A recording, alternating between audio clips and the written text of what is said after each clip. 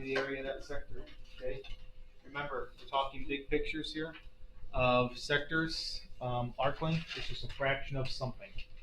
Depending on what you're doing, fraction of a sector, fraction of an area. Okay. And so in this instance, for letter A, sectors is a fraction of the area. We gotta remember again, area formula. Area formula is what? Pi r squared. A little more confident there. You go. Pi r squared. Okay. So as we look at this right here, if we were doing the full circle area, pi r squared, area is 4 pi. Because again, we're doing pi r squared. So 2 squared, which give you what? 4 pi. But we're not doing the full area, are we? We're only doing that specific sector.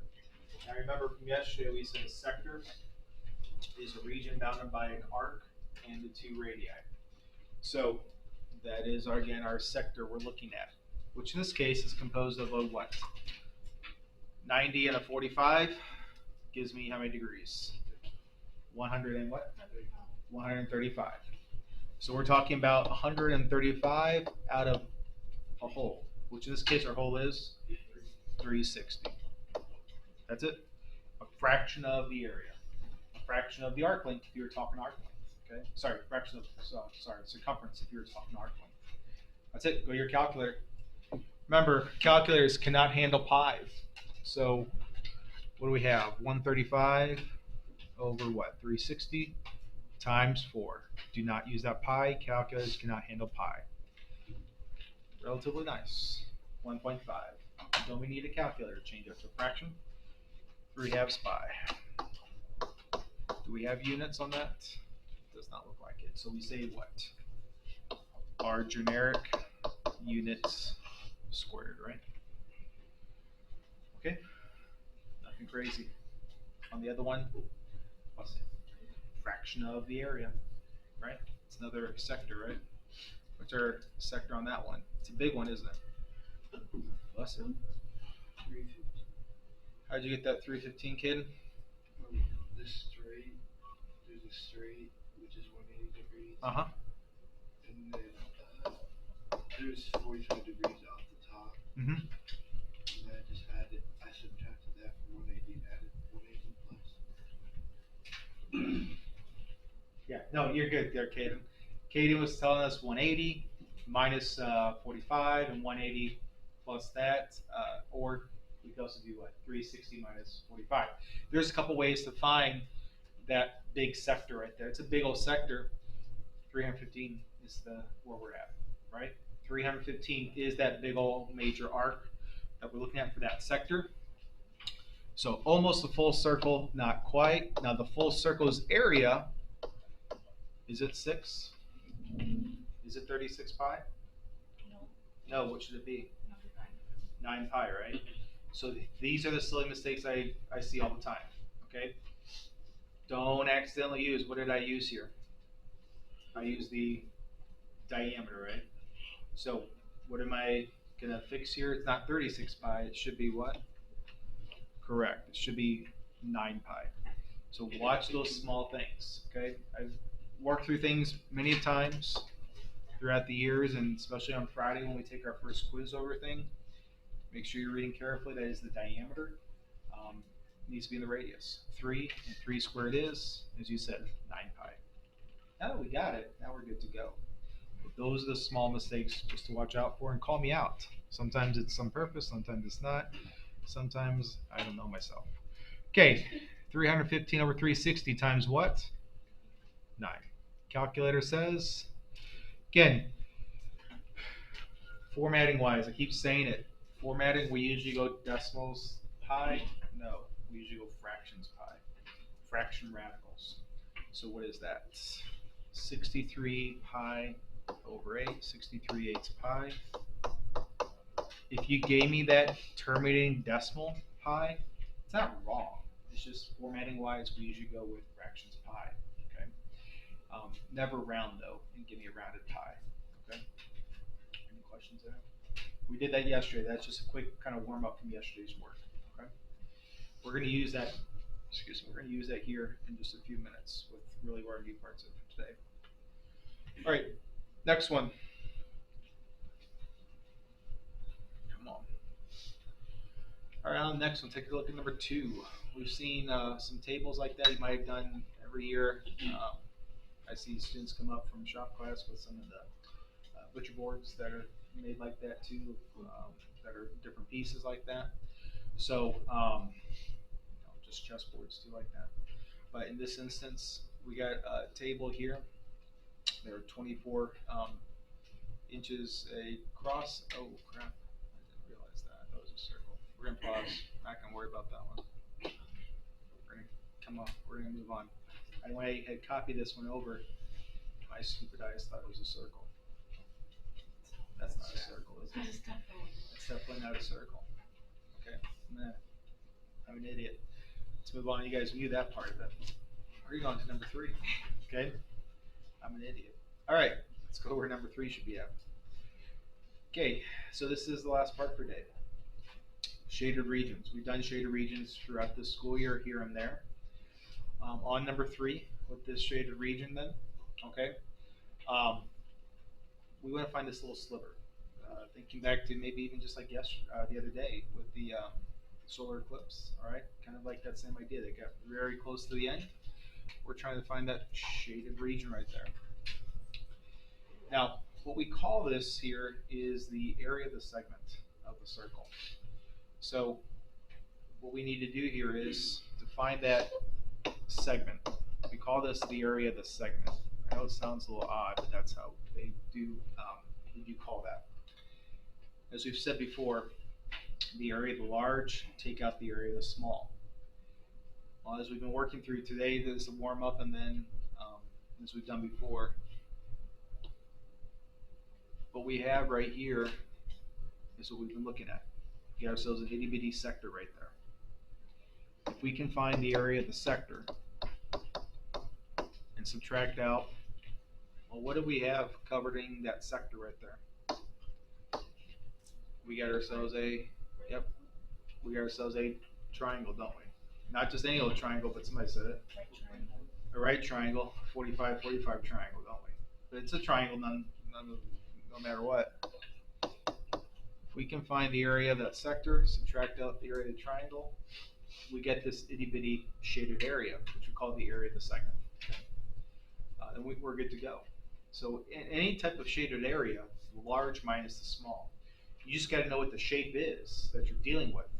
And as today, we're going to break this down to a sector now. It's the first time we've done a sector problem. We've done usually rectangles and squares and circles and all those type of things. Here, go find me the sector. But so just like we led off today with, well, what do we have for that sector? In that sector right there, in that sector, imagine that sector we were finding. Well, what is that? That's a quarter, right? 90 out of 360 times, it's a full circle. We're doing a full circle. But we're not, what's the radius of that full circle? 3, right? 3 squared is 9 pi. So just as we led off today with one that was very similar to that right there, imagine that 45 is not there, okay? It's the same idea. Same idea right there. Okay, so what's that sector going to be? Clean it up. Quarter of 90, or not, sorry, quarter of 9. And you guys can do that in your head, I know. 9/4, right? Now leave it as is, don't touch it, don't break it yet. And we're going to subtract out the triangle. What do we know about our formula for a triangle again, guys? Base times height. Half base times height, right? 1/2 base times height. So when we do that, as you said a second ago, it is a right triangle, which is nice. Whoops. It is a right triangle.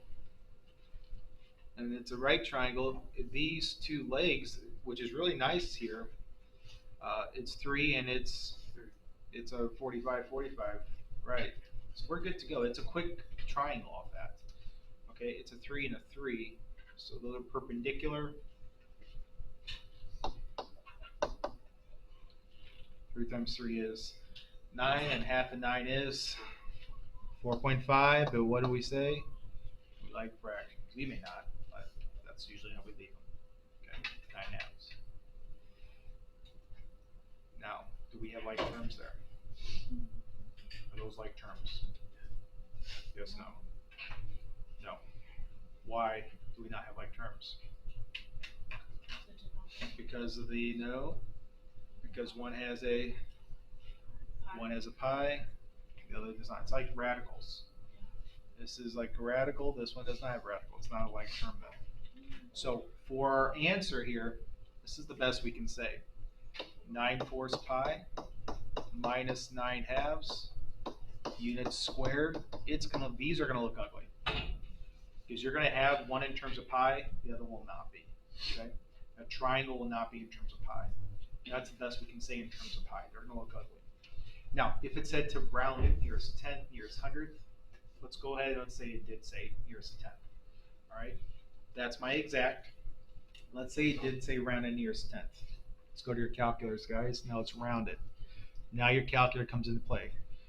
9/4 pi minus what? 9 halves. So let's say your directions said in terms of pi, cool. And let's say also said rounded it to nearest 10th. Now you go to your calculator, you punch that in, that 9/4 pi minus 9 halves. What do we get? Nearest 10th would be what? 2.6. So read your directions carefully. If it said nearest 10th, it'd be about 2.6 units squared. Okay. But the answers for these, if you're looking for the exact in terms of pi, they're going to look ugly like that. Okay? Because one has pi, one will not have pi. The triangle will not have pi off that. Okay? What is one answer you should never get here? If you get this answer, you know you did something wrong. Somebody said, yeah, if you get a negative answer here, you've done something wrong. And I've seen it definitely happen before, where students don't calculate one of these two answers correctly for the sector or for the triangle. And when you do that, it could be right here, that 9/4 pi. You said a second ago base times height. What did we forget? That 1/2. And if you did that, that's just kind of a quick reminder. Hey, we did something wrong. You should not get a negative. You should not get a negative shaded region. It's like you get this weird fourth dimensional hole happening, something like that. Not going 4 dimensions, guys. All right, let's go to the next one. Letter B. Same idea. Letter B. On the set area of the segments, we call them area of the segments. Segment of the sector. Okay, segment of the circle. Comes in a variety of ways. Sector minus the triangle. That sector minus the triangle. Okay, we got another 90. A lot of them will stay kind of nice for you with some 90s, okay? What's the radius on this one here? I'm sorry? Yep. So, right here, depends on how your fraction skills are squaring, right? Our radius is 0.5, it's pi r squared. So however you need to do it for yourself, 0.5 is 1/4. Okay, 0.25. I can't say anything, sorry. 0.5 squared is 1/4. So I'm going to take 1/4 now times 90 over 360. Or 1/4 times 1/4. However you need to do it, but you guys got calculators in front of you. Okay? And 1/4 times 1/4 is, should be getting 1/16. 1/16. It's all back to your fraction skills. That's about 4th grade, that's where it starts. 4th grade, 5th grade is where it starts. 3rd grade even, really, I should say. Triangle. What's our triangle's base and height?